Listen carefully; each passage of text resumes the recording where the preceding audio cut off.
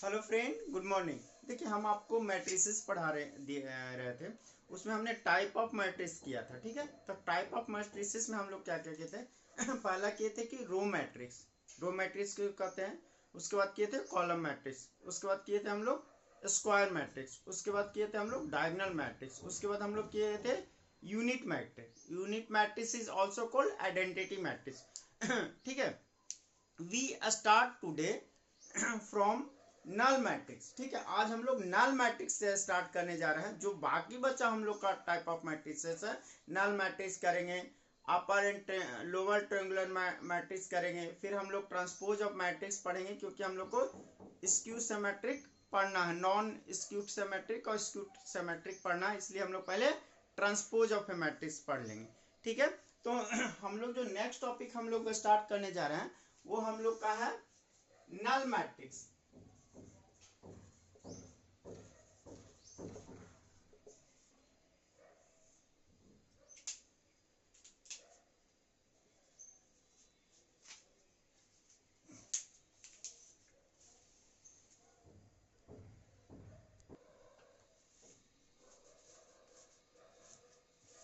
देखिए, हम लोग नल मैट्रिक्स किसको कहेंगे नल मैट्रिक्स को कहेंगे जिसका जिस मैट्रिक्स का एलिमेंट सारा का सारा जीरो। हम कह रहे हैं all the element of a matrix are zero. ठीक है, उसको कहेंगे नल मैट्रिक्स। मतलब ये अगर नल मैट्रिक्स लिए तो हम लोग क्या करेंगे, इसके सारे एलिमेंट को जीरो ले लेंगे। इसके सारे एलिमेंट को जीरो ले लेंगे, तब उसको हम लोग कहेंगे नल मैट्रिक्स। क्लियर है सभी लोग को। एक बात और जो नल मैट्रिक्स का हम लोग का जानने का है, ऐसे ये सब जस्ट बेसिक है जो आप लोग पढ़े हुए हैं। नल मैट्रिक्स स्क्वायर मैट्रिक्स भी हो सकता है, नहीं भी हो सकता है। तो नल मैट्रिक्स में बी स्क्वायर मैट्रिक्स और may not be square matrix. मतलब अगर हम लोग दूसरा नल मैट्रिक्स ले जिसमें हम लोग क्या ले ले, यहाँ पे तो 3 × 3 मैट्रिक्स है, 3 रो है, 1 2 3, 3 कॉलम है, C1 C2 C3। उसी ढंग से हम लोग क्या ले रहे हैं कि रो ले लिए 4। ठीक है, 1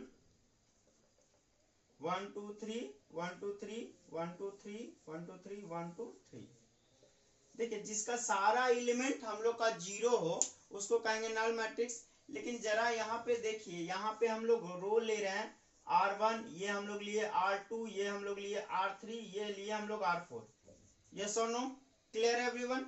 तो देखिए यहाँ पे जो 4 हो जाएगा और कॉलम कितना है C1 C2 C3। ठीक है, तो 4 × 3 हुआ कि नहीं, ऑर्डर इसका हो गया 4 × 3। तो भाई हम लोग का नल मैट्रिक्स स्क्वायर भी हो सकता है, स्क्वायर नहीं भी हो सकता है। यही हम लोग का बेसिक कंसेप्ट है, इसमें और कुछ नहीं है।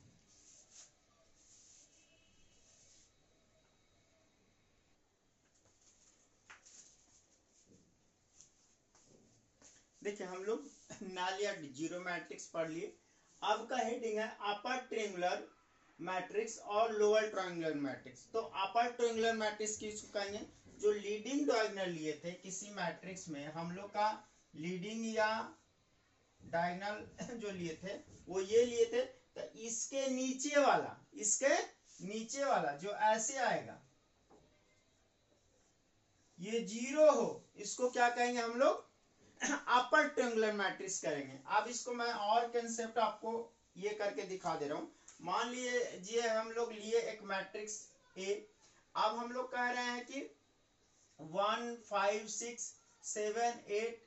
ठीक है, ये जो हम लोग का 9, ये हम लोग का मैट्रिक्स है। ठीक है, हम लोग कह रहे हैं लीडिंग डायगोनल। तो लीडिंग डायगोनल आप इसी को कहते ना, लीडिंग डायगोनल किसको कहते हैं, इसको। इसके बाद इसके नीचे वाला एलिमेंट जो है वो जीरो होना चाहिए। ठीक है, तो यहाँ वाला, ठीक है, यहाँ वाला, यहाँ वाला, ये हम लोग का जीरो होना चाहिए। तो जरा सा आप बनाइए तो लोअर ट्रायंगुलर जैसा आ जाएगा कि नहीं, ट्रायंगुलर आ गया। हाँ, देखिए नीचे होना चाहिए डायगोनल मैट्रिक्स। डायगोनल जो है लीडिंग डायगोनल प्रिंसिपल डायगोनल, इसको क्या बोले थे, लीडिंग या प्रिंसिपल डायगोनल। लीडिंग या प्रिंसिपल डायगोनल से नीचे वाला जो एलिमेंट हो वो क्या होना चाहिए, जीरो होना चाहिए। और देखिए ट्रायंगल आ भी हो गया, तो इसीलिए इसको कहते हैं upper triangular matrix. Square matrix और लोअर ट्रायंगुलर एलिमेंट। देखिए नोचे वाला लोअर वाला या एलिमेंट बिलो लीडिंग डायगोनल या प्रिंसिपल डायगोनल, ये वाला प्रिंसिपल एलिमेंट उसके नीचे are zero is called upper triangular matrix. एकदम क्लियर है। सिमिलरली हम लोग कहा होगा लोअर ट्रायंगुलर, उसमें ऊपर वाला प्रिंसिपल डायगोनल जो ये है इससे ऊपर वाला जीरो होगा, उसको कहेंगे लोअर ट्रायंगुलर मैट्रिक्स।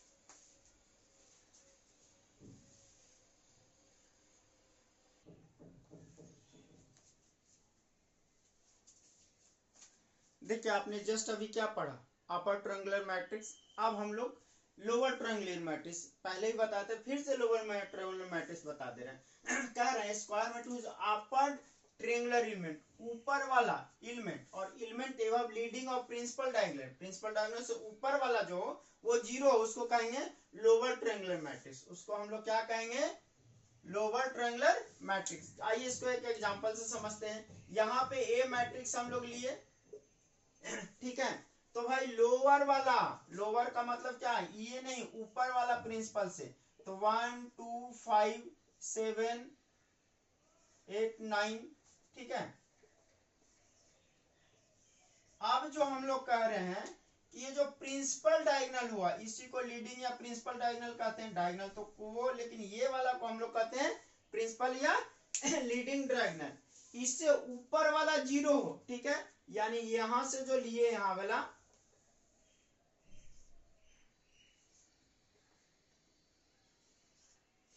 ठीक है, तो ये वाला हम लोग का जीरो हो, तो यहाँ पे फिर से ड्रॉ कर सकते हैं। ट्रायंगुलर बन जा रहा है कि नहीं,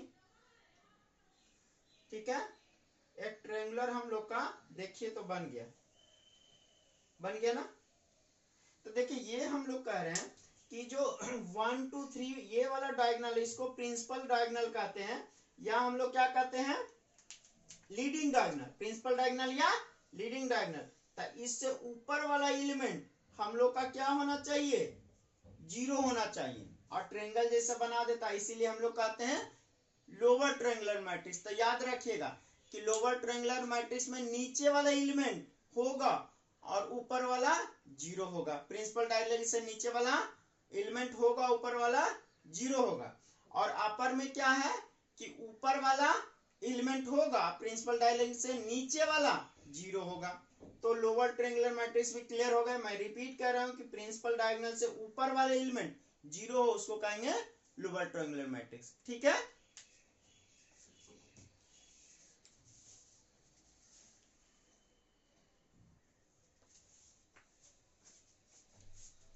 देखिए आप जो पढ़ने जा रहे हैं, सबसे इंपॉर्टेंट टॉपिक्स जो अभी हम टाइप ऑफ मैट्रिक्स का पढ़े वो यही है, जिससे हर बार एक क्वेश्चन आना है। इसको तो और डिटेल में भी पढ़ाएंगे, अभी हम टाइप ऑफ मैट्रिक्स पढ़ा तो शॉर्ट में पढ़ा रहे, इसका प्रॉपर्टी नहीं पढ़ाने जा रहे हैं। आइए सबसे पहले समझते हैं ट्रांसपोज ऑफ मैट्रिक्स कहते क्या है।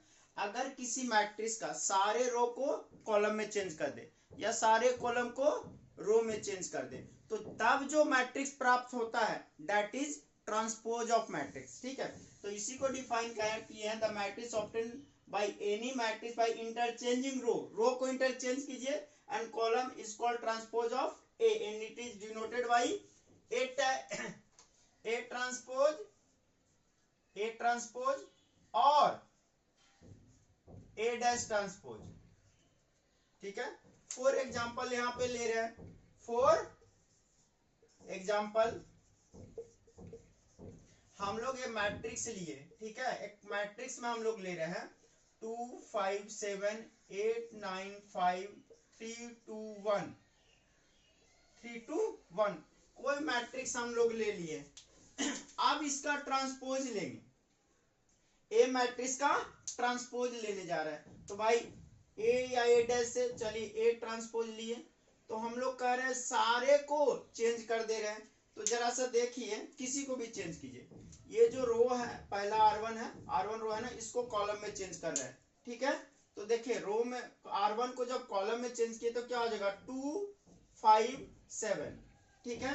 वो इसी ढंग से जो ये R2 था, यहाँ पे जो R2 था इसको भी कॉलम में चेंज कर रहे हैं, तो यहाँ पे क्या हो जाएगा 8 9 5, और फिर ये जो R3 हम लोग का रो था इसको भी कॉलम में चेंज करने जा रहे हैं, तो हम लोग का क्या हो जाएगा यहाँ पे 3 2 1, ठीक है। तो जो हम लोग का रो था उसको कॉलम में चेंज कर दिए, तो ये जो मैट्रिक्स ऑब्टेन हुआ ये ए मैट्रिक्स का ट्रांसपोज है, ये मैट्रिक्स का ट्रांसपोज है। और यहाँ पे लिए हम लोग क्या लिए हैं, देखिए 3 रो 3 कॉलम, तो ये हो जाए 3x3 मैट्रिक्स। इसका ऑर्डर हम लोग का 3x3 मैट्रिक्स है, ठीक है, संजोग है 3x3। ऐसा भी हो सकता है कि हमको 3x2 है, तो इसको मैं अब रफ करने जा रहा हूँ, थोड़ा इसका कंसेप्ट मैं समझाता हूँ, सब लोग समझ गए ना।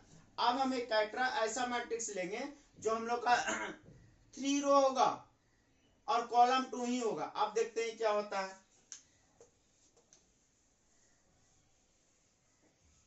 चलिए अब हम लोग इसको भी रफ कर देता हूं क्योंकि आपने डिफिनेशन समझ चुके हैं।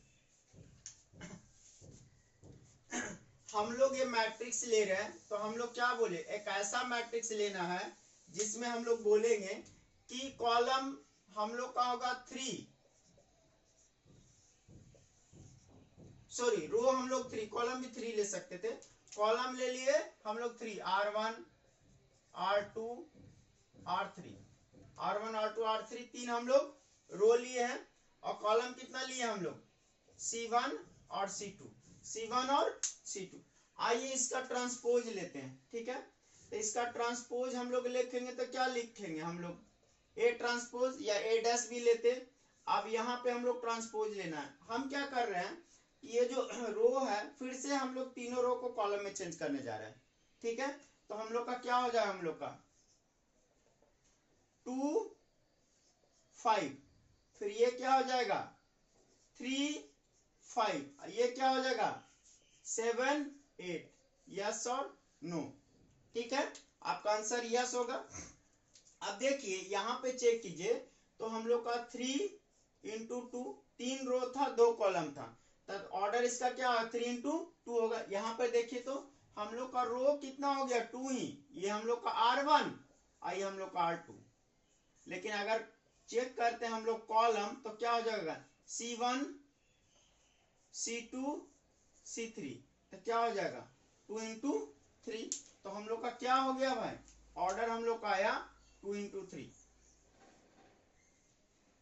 देख रहे हैं, तो भाई ट्रांसपोज आप क्या होता है आप समझ चुके हैं, ठीक है। कुछ एक दो पॉइंट है उसको हम लोग क्लियर कर लेते हैं। तो क्लियरली क्या हुआ कि अगर n इंटू एम मैट्रिक्स का हम लोग ट्रांसपोज निकाले तो क्या हो जाएगा m इंटू एन आएगा। तो हम लोग कह सकते हैं यहाँ कि clearly the transpose of m into n matrix is, देखिए इस सीधे उल्टा हो रहा है, m का n का ट्रांसपोज निकालेंगे तो क्या हो जाएगा n इंटू एम हो जाएगा, यस और नो, यहाँ आप चेक किए। क्लियर एवरीवन, तो ये हम लोग का ट्रांसपोज है। अब एक छोटा सा एक प्रॉपर्टी है कि 2 बार ट्रांसपोज रफ करता हूं, दो अगर ट्रांसपोज का ट्रांसपोज ले तो सेम मैट्रिक्स आएगा, मतलब ए मैट्रिक्स का ट्रांसपोज लेंगे, ट्रांसपोज उसके ऊपर ट्रांसपोज लेंगे तो क्या आ जाएगा ए मैट्रिक्स आएगा। उसको जस्ट देख रहे हैं हम लोग।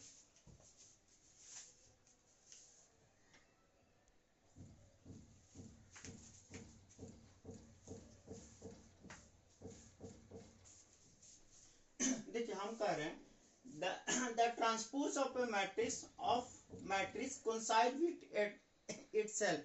इसका मतलब ये हुआ कि अगर हम लोग ए मैट्रिक्स लिए इसका ट्रांसपोज, इस मैट्रिक्स का अगर ट्रांसपोज ले तो यही मैट्रिक्स आएगा, ठीक है, सेम मैट्रिक्स आएगा। तो यहाँ पे नहीं लिख सकते हैं कि ए मैट्रिक्स